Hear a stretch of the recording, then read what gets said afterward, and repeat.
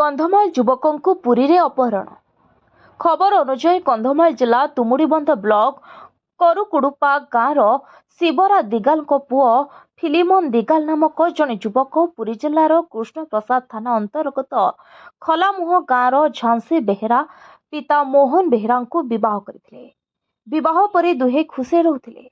गत दिन में पुओ को झांसी बापा संज बेले बजार जावाक डाकिथिले।